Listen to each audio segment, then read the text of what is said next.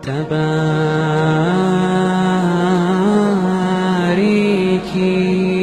یہ کہتا ہوں کہ آپ کی تنخواہ اگر کم ہے، مثال کے طور پر ایک آدمی 10,000 روپے کماتا ہے، مجھ سے لوگ سوال آ کے پوچھتے ہیں مولوی صاحب اس 10,000 میں ہم کیسے شادی کریں؟ تو میں یہ کہتا ہوں آپ اگر غریب ہیں، خود کو غریب سمجھتے ہیں، تو ایسا تو نہیں ہے کہ پورے پاکستان میں، پورے ملک میں آپ سے زیادہ غریب کوئی نہ ہو. آپ ایسی لڑکی سے شادی کریں جس کے باپ کی آمدن 5,000 ہو اور وہ 5,000 میں اپنی 4 بیٹیوں کو کھلا رہا ہوں، تو وہ آپ کو رشتہ بھی دے دے گا بخوشی. وہ کہے گا جب میں 5 میں 4 کو کھلا سکتا ہوں تو یہ 10 میں 2 کو یا 1 کو کیوں نہیں کھلا سکتا؟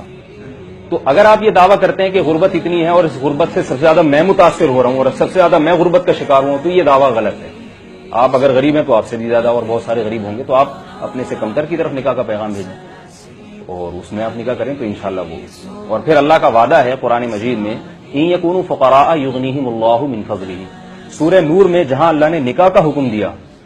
تو عجیب ترین بات یہ ہے کہ اللہ نے جب نکاح کا حکم دیا تو ساتھ ساتھ یہ فرمایا کہ اگر فقیر ہوگے تو اللہ اپنے فضل سے تمہیں غنی کر دے گا. دیکھیے کسی اور اعتراض کا جواب نہیں دیا یہاں پہ اس آیت میں. نکاح کے فوراً بعد، کیونکہ انسان کے ذہن میں سب سے پہلے معاش کا تصور آتا ہے کہ میں کھلاؤں گا کیسے، پھر بچوں کی پیدائش ہوگی، میں کیسے ان کی کفالت کروں گا، مہنگائی ہے، غربت ہے، وغیرہ وغیرہ. تو قرآن چونکہ قیامت تک کے لیے ہے نا، اللہ تعالیٰ تو انسان کی نفسیات سے واقف ہیں، لہذا سورہ نور میں اللہ نے جہاں نکاح کا حکم دیا فوراً اس غربت والے اعتراض کا جواب دیا کہ غربت کو نکاح میں رکاوٹ نہ سمجھنا. اگر تم فقیر ہو، غریب ہو، تو اللہ کی رحمت سے امید رکھو، یغنیہم اللہ من فضلہ، اللہ تمہیں نکاح کے بعد اپنے فضل سے غنی کرے گا، تمہیں بیوی بچوں کا خرچہ تمہاری جیب میں اللہ ضرور پیدا کرے گا. اس آیت کی وجہ سے حضرت ابو بکر رضی اللہ تعالی عنہ کا قول ہے کہ اے لوگو، غنا اور مالداری کو نکاح میں تلاش کرو، کیونکہ اللہ تعالیٰ نے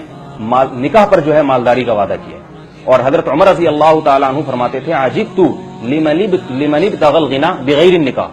واللہ یقول ان یکونوا فقراء یغنیہم اللہ من فضلہ.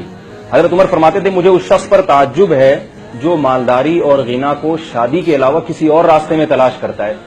اور کسی اور راستے میں اللہ نے غنا کا وعدہ نہیں کیا اور نکاح پہ تو اللہ نے وعدہ کیا. تو اگر ہم قرآن حدیث کے لحاظ سے دیکھتے ہیں تو بھی اللہ ہماری حوصلہ افزائی کر رہے ہیں اور وعدے کر رہے ہیں، اور اگر ہم زمینی حقائق کو دیکھتے ہیں تو زمینی حقائق بھی یہ کہہ رہے ہیں کہ بھئی یہ لڑکیوں کا بوجھ باپ پہ ڈالنے کے بجائے اور ان پہ خود پہ ڈالنے کے بجائے ان کے شوہروں پہ ڈالیں.